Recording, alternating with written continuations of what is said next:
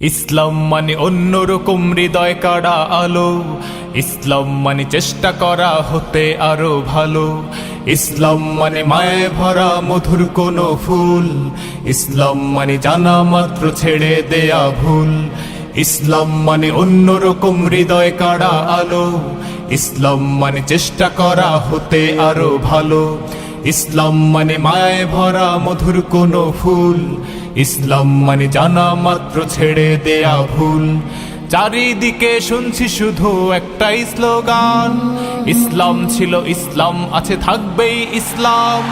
ইসলাম ইসলাম ইসলাম ইসলাম, ইসলাম ইসলাম ইসলাম ইসলাম, ইসলাম ইসলাম ইসলাম ইসলাম, ইসলাম ইসলাম ইসলাম ইসলাম। ইসলাম মানে মন্দ রক্ষার চেষ্টা শুধু করা, ইসলাম মানে শুদ্ধ প্রেমের আল কোরআনের আলো, আল কোরআনের আলো।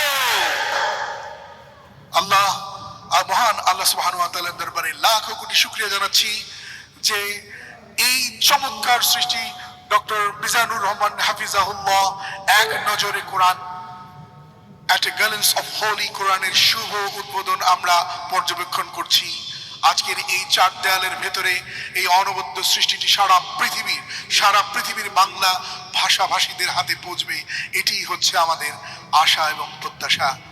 আমরা অনেক অনেক মোবারকবাদ জানাচ্ছি এই আয়োজনকে রাঙিয়ে তুলবার জন্য নিজেদের সময়কে স্যাক্রিফাইস করে যারা এসেছেন। অনেক অনেক শুভকামনা আপনাদের সবার জন্য। মাশাআল্লাহ, জাযাকাল্লাহ, হায়াকাল্লাহ, বারাকাল্লাহ। অনেক অনেক ধন্যবাদ সম্মানিত অতিথি আপনাদের। বিসমিল্লাহ ওয়াসসালাতু ওয়াসসালামু আলা রাসূলিল্লাহ ওয়া বা'দ। আমরা আল্লাহর দরবারে শুকরিয়া আদায় করছি যে আল্লাহ তাআলা আজকে আমাদেরকে এই এক নজরে কোরআন বইয়ের বুক লঞ্চিং সেরিমনিতে হোটেল শেরাটনের এই বলরুমে একত্রিত হওয়ার সুযোগ করে দিয়েছেন। আমরা পড়ছি আলহামদুলিল্লাহ। প্রতিশ্রুতিশীল প্রকাশনা সংস্থা সত্যায়ন প্রকাশনকে আমি অন্তরের অন্তঃস্থল থেকে মোবারকবাদ জানাতে চাই এরকম চমৎকার একটি প্রোগ্রামের আয়োজন করবার জন্য এবং দেশের প্রথিতযশা আলেমী দ্বীন শিক্ষাবিদ সবাইকে একটা প্ল্যাটফর্মে একত্রিত করবার জন্য। আজকের প্রোগ্রামে আপনারা যারা উপস্থিত হয়েছেন আমি আপনাদের সবাইকে অন্তরের অন্তঃস্থল থেকে শুভেচ্ছা জানাতে চাই। আজকের প্রোগ্রামে উপস্থিত হয়েছেন এদেশের প্রথিতযশা আলেমী দ্বীন শিক্ষাবিদ, সাহিত্যিক, কবি, সামাজিক, ধর্মীয় এবং রাজনৈতিক নেতৃবৃন্দ সহ পুরো সত্যায়নের টিম। আমি আপনাদের প্রত্যেককে আবারও আন্তরিক মোবারকবাদ এবং অভিনন্দন জানিয়ে শুরু করছি। প্রিয় সুধী, আল্লাহর দরবারে শুকরিয়া যে এরকম একটি বড় কাজ আমরা শেষ করতে পেরেছি। আল্লাহ তাআলা আল কোরআন আল কারীমকে তিনি গোটা বিশ্ববাসীর জন্য রিমাইন্ডার বা হেদায়েত করে প্রেরণ করেছেন। মুসলিম অমুসলিম নির্বিশেষে আমরা অনেক সময় এই ব্যাপারটিকে এভাবে প্রেজেন্ট করি না। আমাদের সবারই এভাবে প্রেজেন্ট করা দরকার যে এটা হচ্ছে কোরআনটা এমন একটা গ্রন্থ যেটা সবার জন্য, for the entire universe, for the entire human being. এবং এই কথাটা আল্লাহ খুব স্পষ্টভাবে বলেছেন যে এই কোরআন হচ্ছে যিকরা লিল আলামিন, এটা হচ্ছে reminder for the entire universe. সবার জন্য এখানে রিমাইন্ডার আছে, উপদেশ আছে, মুসলিম অমুসলিম নির্বিশেষে। এবং পাশাপাশি এই কিতাবটি সর্বশেষ আসমানি কিতাব আল কোরআন আল কারীম, এটি পৃথিবীর সবচাইতে, আমি প্রায় বলি যে সবচাইতে ইন্টারেক্টিভ একটা কিতাব, লাইফ ওরিয়েন্টেড একটা কিতাব, জীবন ঘনিষ্ঠ। এর চেয়ে বড় জীবন ঘনিষ্ঠ কিতাব আর হয় না। আমরা যদি অন্যান্য আসমানি কিতাবের সাথে কোরআনকে একটু কম্পেয়ার করি, আমরা দেখব যে অন্যান্য সব আসমানি কিতাব একবারে নাজিল হয়েছে। আপনারা ব্যাপারটি হয়তো অনেকেই জানেন যে তাওরাত, ইনজিল, জাবুর থেকে শুরু করে সুহুফ ইব্রাহিম ও মূসা, এই সবগুলো একবারে কাঠের ফলকে করে একবারে নবীর হাতে দেয়া হয়েছে। যে এখানে কিছু আদেশ আছে, নিষেধ আছে, ডুজ এন্ড ডোন্টস, কিছু নির্দেশিকা একবারে দিয়ে দেওয়া হয়েছে। কিন্তু কোরআন হচ্ছে একেবারে ব্যতিক্রম, একবারে আসেনি। 23 বছরের একটা লং পিরিয়ড অফ টাইমে এসেছে। রাসূল সাল্লাল্লাহু আলাইহি ওয়াসাল্লাম ওনার জীবনে, সমাজে, পরিবারে, রাষ্ট্রীয় পরিমণ্ডলে যখনই কোনো সংকটের মুখোমুখি হয়েছেন তখনই সমাধান হয়ে হাজির হয়েছে কোরআন। তিনি পরিবারে সংকটের মুখোমুখি হয়েছেন, কোরআন এসেছে। ফ্যামিলি অ্যাফেয়ার্স নিয়ে চাপে আছেন, কোরআনে এসেছে। মদিনার বাজারে কিছু নিয়ে ডিল করছেন, সমস্যা, কোরআন নাজিল হয়েছে। যুদ্ধের ময়দানে কোরআন নাজিল হয়েছে। তিনি পাহাড়ে চড়েছেন, পাহাড়ের উপরে কোরআন নাজিল হয়েছে। মক্কায় নাজিল হয়েছে, মদিনাতে নাজিল হয়েছে, মরুভূমির মাঝখানে নাজিল হয়েছে, মানে যেখানে সমস্যা সেখানে কোরআন, প্রবলেম সলভিং মেথডোলজি নিয়ে। এজন্য 23 বছরের লম্বা সময়টা লেগেছে। এজন্য এটা খুবই লাইফ ওরিয়েন্টেড, জীবন ঘনিষ্ঠ, ইন্টারেক্টিভ একটা কিতাব। মানুষের সাথে খুবই ইন্টারেক্ট করে কোরআন, যেখানে আমাদের সমস্যা ওখানে কোরআন এসেছে। এবং এটাকে আল্লাহ তাআলা ক্রাইটেরিয়ান বলেছেন এই কোরআনকে, আল ফুরকান, অর্থাৎ the criterion two differentiate between right and রং, সত্য মিথ্যার মধ্যে পার্থক্য করে দেয়। ইউফারিকু বাইনাল হাক্কি ওয়াল বাতিল। আমরা কোরআনের লেন্স দিয়ে যদি দুনিয়া পরখ করি, তাহলে কোনটা সত্য কোনটা মিথ্যা খুব সহজে বুঝতে পারবো, দিবালোকের মতো স্পষ্ট হয়ে যাবে। সো এই জন্য কোরআন স্টাডি করা, কোরআন পড়া, কোরআনের সাথে আমাদের সম্পর্ককে মজবুত করা, এই দিকে যেন আমরা একটু যত্নবান হই। এই ছোট্ট একটি রিমাইন্ডার দিয়ে আমি আমার মূল কথা শুরু করছি। প্রিয় সুধী, এক নজরে কোরআন নামে যেই নতুন গ্রন্থটি প্রকাশিত হলো, আপনাদের সামনে সবার সামনে শোভা পাচ্ছে। আমরা কি করেছি এই বইতে একটু করে আপনাদের সাথে শেয়ার করতে চাই। এখানে বেসিকলি আমি কোরআনের 114 সূরার, কোরআনের 114টি সূরার সার নির্যাসকে নিয়ে এসেছি। The cream of the creams এখানে পাওয়া যাবে, সিনোপসিস অফ দ্য এন্টায়ার কোরআন। পুরো কোরআনকে যদি সামারি করা হয় বা কোরআনের কি ফ্যাক্টগুলোকে যদি নোট ডাউন করা হয়, ওইটাকে যদি সুন্দর করে ডিজাইন করে সাজানো হয়, তাহলে যেটা হবে সেটাই হচ্ছে এক নজরে কোরআন। এই কাজটা আমরা করার চেষ্টা করেছি। এবং এই বইতে কোরআনের তথ্যগুলো, মেসেজগুলো আমরা খুব সহজ ঝরঝরে বাংলা ভাষায়, যেটা পড়তে কষ্ট হবে না বা বোরিং ফিল হবে না, একাধিকবার সম্পাদনা করে করে এটাকে পলিশড করে একটা ঝরঝরে বাংলায় আমরা উপস্থাপনের চেষ্টা করেছি। এবং সবচেয়ে মজার ব্যাপার হচ্ছে, কোরআন নিয়ে এই ধরনের কাজ খুব কম। কোরআনের যে কোর মেসেজগুলো, এগুলোকে ইনফোগ্রাফি দিয়ে ফুটিয়ে তোলা হয়েছে। ইনফোগ্রাফিতে আমাদের একটা আকর্ষণ থাকে, দেখলে সহজ লাগে, বুঝতে খুব সহজ লাগে, এবং পাঠকদের সুবিধার্থে ছক বিন্যাস করে কোরআনের মেসেজগুলো এখানে আমরা উপস্থাপনার চেষ্টা করেছি। তো আমি আশা করি যে এই বইটি আপনাদের সকলের, যারা মাদ্রাসা ব্যাকগ্রাউন্ডের কিংবা জেনারেল ব্যাকগ্রাউন্ডের, সকলের উপকার হবে। আর কারো উপকার হোক বা না হোক, আমার খুব উপকার হবে। আমার আজীবনের জন্য একটা নোট হয়ে গেল। আমি ভেবে দেখলাম যে আমি তো তাফসির করতে হয়, ফলে এখন থেকে আমি যে কোনো সূরার তাফসির করার আগে আমি একবার রিভিশন দিয়ে যাব এখান থেকে। মানে আমার জন্য একটা আজীবনের কাজ হয়ে গেছে। সত্যায়নকে আমি আবারও ধন্যবাদ জানাতে চাই যে আমার তাফসির প্রোগ্রামের যেই হোমওয়ার্ক বা ম্যাটেরিয়াল রেডি করা, এটা ওনারা সহজ করে দিলেন এই কাজের মধ্য দিয়ে। তো আমি বোধ করি এবং বিশ্বাস করি আমার যেহেতু উপকার হবে, আমাদের বক্তা ভাই যারা, দাঈ ইলাল্লাহ, খতিব, ইমাম, আলিয়া মাদ্রাসা কিংবা কামি মাদ্রাসার শিক্ষক, ছাত্রবৃন্দ, সবার এই বইটা বেশ উপকারে আসবে বলে আমি বিশ্বাস করি এবং আল্লাহর কাছে কামনা করি। কোরআনের শিক্ষাকে যে বিভিন্ন অ্যাঙ্গেল থেকে দেখা যায়, বিভিন্ন অ্যাঙ্গেল, হাজারো অ্যাঙ্গেল থেকে কোরআনকে স্টাডি করা যায়, তারই বেসিকলি একটা ক্ষুদ্র প্রয়াস হচ্ছে আমাদের এক নজরে কোরআন। আপনারা একটু পাতা উল্টালি সেটা বুঝতে পারবেন। আমি 2-1 মিনিটে একটু বলি যে বইটা আমরা কিভাবে সাজিয়েছি। আমরা প্রত্যেকটা সূরাকে 16টা অ্যাঙ্গেল থেকে অ্যানালাইসিস করার চেষ্টা করেছি। শুরুতে আমরা সূরার সংক্ষিপ্ত পরিচিতি নিয়ে এসেছি। এটা অনেক জায়গায় দেখা যায়, আপনারা দেখবেন বিভিন্ন তাফসিরে, বিভিন্ন গ্রন্থে এটা পাওয়া যায়। আমরা এটা নিয়ে এসেছি, সূরার সংক্ষিপ্ত পরিচিতি। এখানে সূরা কোথায় নাজিল হয়েছে, কখন নাজিল হয়েছে, সূরার আয়াত সংখ্যা কত, এই সূরার নাম, নামের অর্থ কী, এই নামের নেপথ্যের গল্পটা কি, পেছনের রহস্যটা কি, এই সূরার আবার যদি অন্যান্য অনেকগুলো নাম থাকে সেগুলো এক্সপ্লেইন করা, এটা আমরা নিয়ে এসেছি। আমরা প্রত্যেকটা সূরার শানে নুজুল উল্লেখ করেছি সহিহ হাদিস থেকে, তাফসির গ্রন্থগুলো থেকে রেফারেন্স দিয়ে। এবং প্রতিটা সূরার যে ভার্চু আছে, ফজিলাত, সেটা আমরা উল্লেখ করেছি সুন্নাহর ভিত্তিতে। পাশাপাশি মজার ব্যাপার হচ্ছে, প্রত্যেকটা সূরার শুরু এবং শেষের একটা সম্পর্ক আছে, যেটা আমরা অনেকে ধরতে পারি না। আল্লাহ কিন্তু র্যান্ডম কিছু বলে দেননি কোরআনে, সবকিছুর একটা কানেক্টিভিটি আছে। সো সূরার শুরু শেষের সম্পর্কটা কি, সেটা আমরা একটা সাব পয়েন্টে এনেছি। পাশাপাশি এই সূরার সাথে এই সূরার আগের সংযোগটা কোথায়, এবং এই সূরার সাথে ডিরেক্টলি এই সূরার পরে যে সূরাটা আসতেছে সেটার সংযোগটা কোথায়, সেটা আমরা এখানে নিয়ে এসেছি।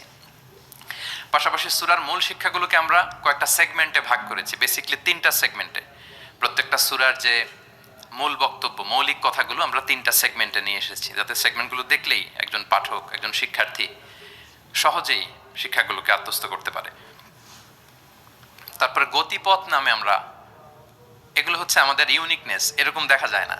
প্রত্যেকটা সূরার মধ্যে গতিপথ নামে একটা টাইটেল আপনারা পাবেন।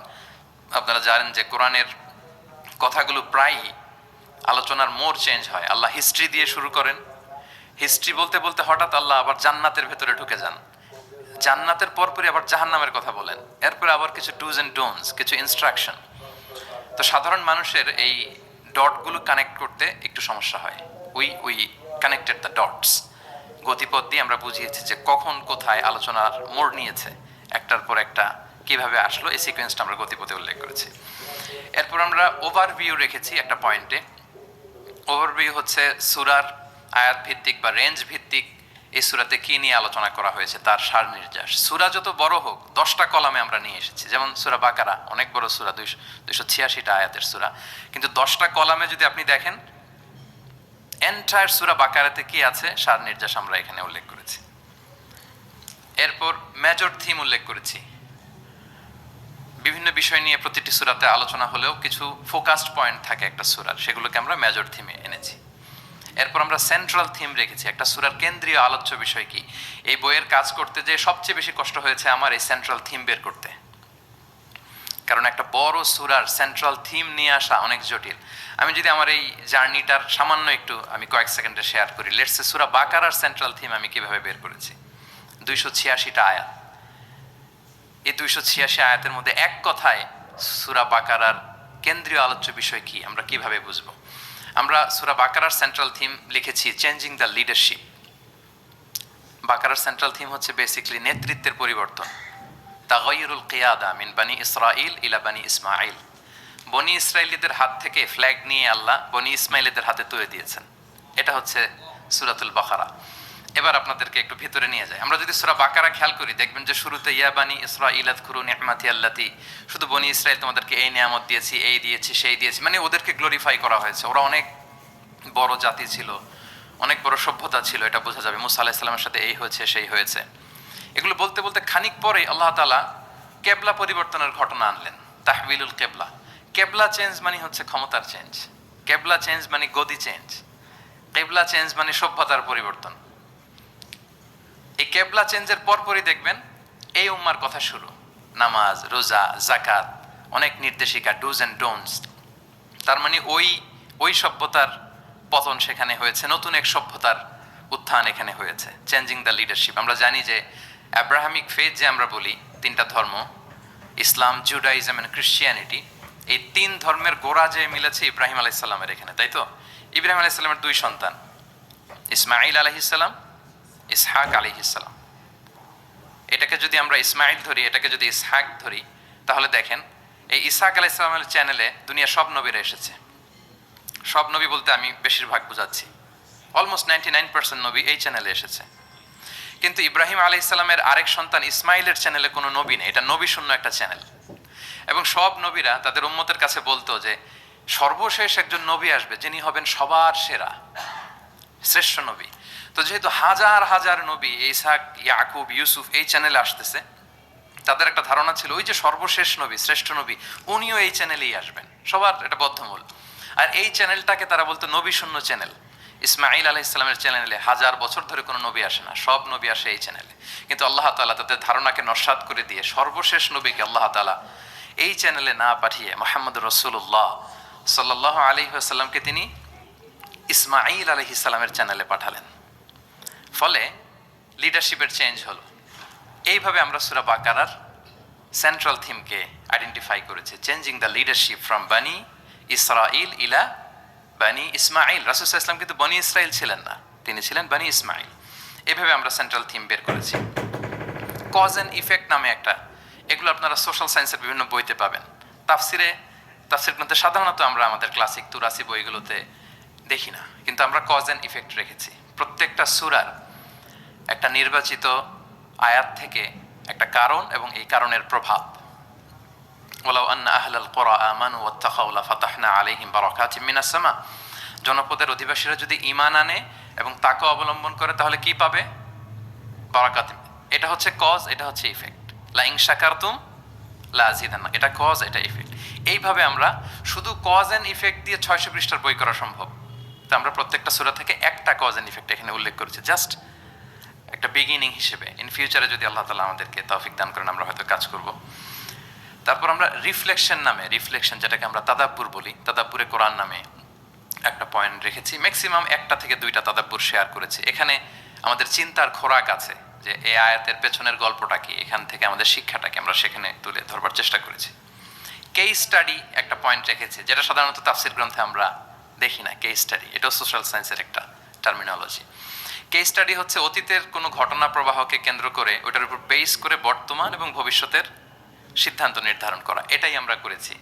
অর্থাৎ কোরআনের লেন্স দিয়ে আমরা বর্তমানকে পরখ করবার চেষ্টা করেছি এই কেস স্টাডি পয়েন্টে। সবশেষে কিছু শব্দ জানতেই হয়, এরকম একটি পয়েন্ট রেখেছি যে কিছু শব্দ আছে এগুলোর অর্থ আমাদের জানতেই হয়। একেবারে রুট লেভেলে বাদাবিরা, মরুর বেদুইনরা এই শব্দ দিয়ে কি মিন করে, প্রফেটের টাইম এটা দিয়ে কি মিনিং হতো, আধুনিক আরবিতে এটা দিয়ে কি মিনিং করে, শুধু এটার উপর 1000 পৃষ্ঠার বই করা সম্ভব। তো ফলে আমরা মাঝে মাঝে কিছু সূরায় কিছু শব্দ জানতেই হয় এই শিরোনামে কিছু কিছু কথা আলোকপাত করেছি। সো এইভাবে আমরা এক নজরে কোরআনটা সাজাবার চেষ্টা করেছি। প্রিয় সুধী, as a writer, as a author of the book, আমাকে যদি বলা হয় যে এটা কোন ধরনের বই, তাহলে আমি বলবো এটা একটা মাইন্ড ম্যাপিং বুক। আপনারা মাইন্ড ম্যাপিং বুকের কথা শুনবেন। এটা হচ্ছে, এই বইটাকে যদি আপনি পড়েন তাহলে কোরআনের শিক্ষাগুলো আপনার মাইন্ডে ম্যাপের মতো চলে আসবে। খুব ইজিলি আপনি এটা থেকে লেসন নিতে পারবেন এবং শেয়ার করতে পারবেন। তো বর্তমান সময়ের জন্য আমার কাছে মনে হচ্ছিল যে এরকম একটা কাজ দরকার। আমার কোরআনের একাডেমিক জার্নি শুরু হয়েছে 2008-এ। আল আজহারে আমি তাফসির নিয়ে ব্যাচেলর করেছি। তারপর মালয়েশিয়াতে আমি মাস্টার্স পিএইচডি করেছি কোরআনের উপর, হিউম্যান এমব্রায়োলজি, মায়ের পেটে বাচ্চার ভ্রূণ যে ডেভেলপ করে, নুতফা, আলাকা, মুদগা। দুজন সায়েন্টিফিক মুফাসসির তান্তাবি জাওহারি আর জাকলুল আন-নাজ্জার, ওনাদের কম্পারেটিভ অ্যানালাইসিস করেছি। পিএইচডিতে human behavioural patterns in the Holy Quran, মানুষের আচরণগত দিকটা কোরআন কিভাবে দেখে। এই যে আমাদের এক এক মানুষ এক এক আচরণ, এক একভাবে রিয়েক্ট করি, এর পেছনের কারণটা কি, কোরআন কিভাবে দেখে, এটা নিয়ে আমার গবেষণা ছিল। তো ফলে বর্তমান সময়ে আমি দেখলাম যে এরকম মাইন্ড ম্যাপিং বুকের খুব দরকার। এখন দেখবেন যে মানুষের সময় খুব কম, all are rushing, super busy, সময় নাই হাতে। এখন মানুষ ভিডিও দেখে না। আমি 2 বছর আগে একটা প্রফেট সিরিজ করেছিলাম 25 জন নবীর জীবনের উপর, খুবই ওয়েল ডকুমেন্টেড ম্যানারে, একাডেমিক ওয়েতে। তো এটার ভিউ খুব একটা নাই, এগুলো দেখতে চায় না মানুষ। মানুষ খুব বিজি। এখন কি দেখে জানেন? আমি বলে দিই, রিলস দেখে, রিলস, তাই না? রিলসে এই 1 মিনিট, 1.5 মিনিট, 2 মিনিট সে তার জিনিসটা পেয়ে যায়। হতে পারে নলেজ, হতে পারে কোনো ইনফরমেটিভ ভিডিও, অথবা এন্টারটেইনমেন্ট, রিলসে মানুষ। তো আমি ভাবলাম যে এখনকার মডার্ন সোসাইটির কথা যদি বলি, আমরা কালচারাল এলিট বলে যাদেরকে একটু বাঁকা চোখে কথা বলি, এদের কাছে যদি আমাকে কোরআন পৌঁছাইতে হয়, এরকম মাইন্ড ম্যাপিং একটা বুক দরকার। তো সেই চিন্তা থেকে আমাদের কয়েক বছরের পরিশ্রম, আল্লাহ তাআলা দয়া করে আলোর মুখ আজকে আমরা দেখেছি, বইটা আলোর মুখ দেখেছে আলহামদুলিল্লাহ। সেই চাহিদা মাথায় রেখে, মানুষের যে চাহিদা, এটা মাথায় রেখে আমরা বইটাকে ডিজাইন করেছি। আমাদেরকে অনেকে প্রশ্ন করেন, শায়েখ আপনি তো কোরআন নিয়ে অনেক ইন্সপায়ার করেন, তো কোরআন যে পড়তে বসি, অনুবাদ পড়লে অনেক সময় বুঝি না। সাধারণ মানুষ আসলে বুঝে না যে হঠাৎ আল্লাহ এটা বলে, এরপরে এটা বলে। আমার আম্মাই এই কথা বলে আমাকে শুনে, শায়েখ আহমদুল্লাহকে শুনে, এরকম কোন আলেম কি বলতেছে আমার আগে আমার আম্মার কাছে পাওয়া যায়। ওই যে ইউটিউব থাকে, খালি দেখতে থাকে কার কি আলোচনা আসলো। আর কোরআনটা পড়ে তো আম্মা আমাকে মাঝে মাঝে বলে যে বাবা, সূরা ইউসুফে হঠাৎ এটা বলতে যে আবার এটা কেন বললো। তো উনি তো আর আমাদের মতো সিস্টেমেটিক অর্ডারে ওস্তাদের সামনে বসে পড়ে পড়ে তো আর আসে নাই। সো ওনাকে কেউ ধরাই দিতে হবে। ওই ধরিয়ে দেওয়ার কাজটা আমরা অনেকটা এক নজর কোরআনে করেছি। ফলে আমরা কোরআনের কোনো সূরার অনুবাদ পড়ার আগে, তাফসির পড়ার আগে, আমরা যদি এক নজরে কোরআন থেকে ওই সূরাটা একটু পড়ে নেই, আমার মনে হয় যে খুব সহজে আপনি সূরাটা ধরতে পারবেন। লেটস সে আপনি প্ল্যান করেছেন এই রমাদানে আমরা সূরা ইয়াসিন, এই রমাদানে সূরা ইয়াসিনের বঙ্গানুবাদটা পড়বো, সূরা ইয়াসিনের তাফসির আমরা পড়বো তাফহিম থেকে, জিলাল থেকে, ইবনে কাসির থেকে, যে কোনো হোয়াটএভার ইট ইজ। আপনি সূরা ইয়াসিনের অনুবাদ এবং তাফসির পড়ার আগে যদি এক নজরে কোরআন থেকে জাস্ট 5 পৃষ্ঠা একটু পড়ে নেন, আপনি আগে থেকেই বুঝে যাবেন এই সূরায় কি কি আছে, কি কি বলা হচ্ছে, সেন্ট্রাল থিম কি, মেজর থিম কি, সার নির্যাসটা কি সূরা ইয়াসিনের, এখানে আপনি পেয়ে যাবেন। এরপর আপনি অনুবাদ পড়েন, সহজ, you will get an overall idea. সহজ হবে আপনার জন্য ইনশাআল্লাহ বিইذنিল্লাহ। তো আমি কয়েক বছর আরব বিশ্বে পড়াশোনা করেছি, আল আজহার ইউনিভার্সিটিতে, ওয়েস্টার্ন ওয়ার্ল্ডেও আমাদের বিভিন্ন লাইব্রেরিতে ভিজিট করার সুযোগ হয়েছে। তো ওখানে আমি দেখতাম যে খুব সুন্দর সুন্দর বই, অনেক সুন্দর বাইন্ডিং, ছাপা ভালো, পৃষ্ঠা ভালো, কালারফুল। মোস্ট রিসেন্টলি আমি একটা বই পড়ছি, মিরাজ মহিউদ্দিন নামে একজন Egyptian scholar, Harvard graduate, revelation নামে, অনেকে হয়তো দেখে থাকবেন। এত চমৎকার বই সিরাতের উপর আমি আমার পুরো জীবনেতে দেখিনি। হার্ভার্ড গ্রাজুয়েট সে, এমনভাবে সে সিরাতটাকে মানে ভিজুয়ালি প্রেজেন্ট করেছে, অবাক করা। তো আমার খুব ইচ্ছে ছিল যে ওয়াই নট বাংলাদেশে আমরা আমাদের এই পাবলিকেশন ইন্ডাস্ট্রি থেকে এরকম বই কেন হয় না। তো যেই প্রকাশকের সাথে কথা বলি ওনারা বলে যে শায়েক আপনি তো জানেন না, এই দেশে মাথার চেয়ে পায়ের দাম নাকি বেশি। তাই আমি বললাম এটা আবার কি জিনিস? বলে যে পায়ে তো জুতা পরে, মানুষ জুতা কেনার জন্য অ্যাটলিস্ট 2000 টাকা বাজেট রাখে, মানে 2000 টাকার কমের নিচে নাকি জুতা হয় না এই দেশে ভালো জুতা। তো বলে যেই লোক 2000 টাকা দিয়ে জুতা কিনবে পায়ের জন্য, সে বই খোঁজে 600 পৃষ্ঠার বই হইতে হবে, দাম হইতে হবে 500 টাকার নিচে। তো এই ব্যাপারটা যৌক্তিক, আমাদের মধ্যে ওই কালচারটা গড়ে ওঠেনি। তো আমি আবারও সত্যায়ন প্রকাশনকে ধন্যবাদ জানাতে চাই। ওনাদের সাথে অনেক মিটিং করে অনেকভাবে বুঝিয়ে আমি ওনাদেরকে রাজি করেছি এবং ওনারাও এগ্রি করেছেন যে না শাক আপনি যেভাবে গাইড করবেন ওভাবেই আমরা বইটা করব। আপনারা দেখবেন যে 608 পৃষ্ঠার একটা বই, হার্ড কাভার, 4 কালারের কম্বিনেশন এবং মেড যে আর্ট পেপার, পুরো আর্ট পেপারে এই 608 পৃষ্ঠার বইকে আমরা এনেছি। তো আমার কাছে মনে হয় যে মডার্ন সোসাইটিতে আমাদের ইসলামের দাওয়া বা মেসেজগুলো পৌঁছাতে হলে আমাদের স্ট্র্যাটেজি একটু পাল্টাতে হবে। যেভাবে তাদের কাছে রিচ করা যায়, পৌঁছা যায়, আমাদের কন্টেন্ট যেমনি ভালো হইতে হবে, পাশাপাশি আমাদের বাধাই, আমাদের কাভার দেখলেই যাতে ভালো লাগে। আমার মনে হয় যে এই বইটা কেউ দেখে একটু নাড়াচাড়া করলেই সে এটা কালেক্ট করতে চাইবে। তো আমার তো আরও কয়েকটা পাবলিক ইভেন্ট আছে, আমি তো বিভাগীয় পর্যায়ে প্রোগ্রাম করছি, আমার ময়মনসিংহ এবং রাজশাহী বিভাগের প্রোগ্রাম বাকি। তো আমি সেখানেও আহ্বান জানাবো যে আপনারা কাইন্ডলি বইমেলায় যাবেন, যে বইটা শুধু দেখবেন, আমি কিনতে বলবো না কাউকে।